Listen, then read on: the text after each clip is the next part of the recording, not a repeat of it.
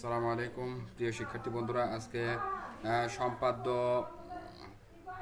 হচ্ছে চতুর্ভুজ সংক্রান্ত যে সম্পাদ্যগুলো আছে এই সম্পাদ্যগুলো আমি দেখাচ্ছি একটু।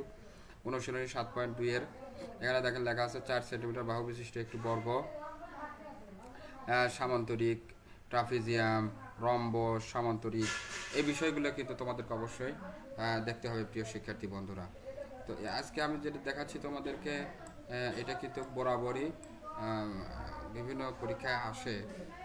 তোমরা খুব মনোযোগ সহকারে এই বিষয়গুলো একটু দেখবা ইনশাআল্লাহ। কোনো অবহেলা করার কিন্তু কোনো সুযোগই নেই,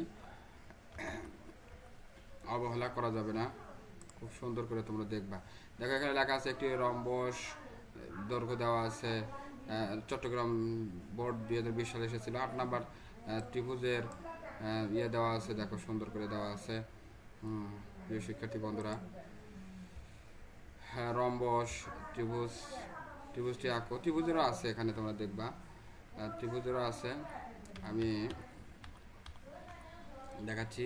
9 নাম্বার দেওয়া আছে, 10 নাম্বার, 11 নাম্বার কর্ণের দৈর্ঘ্য সামুদ্রিক আঁকতে হবে।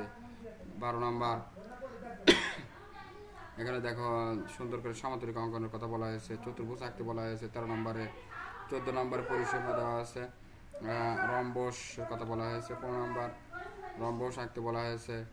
হ্যাঁ, তো এখানে মোটামুটি তোমার এই 7.1 7.2 ত্রিভুজ এবং চতুর্ভুজ সংক্রান্ত যে সম্পাদ্যগুলো আছে এই সম্পাদ্যগুলো কিন্তু তোমরা অবশ্যই সুন্দর করে দেখবে ইনশাল্লাহ। তো এগুলো একটু স্কিপ করে করে ঠেকে তোমরা দেখে সমাধান করে নিবে আল্লাহর রাস্তে।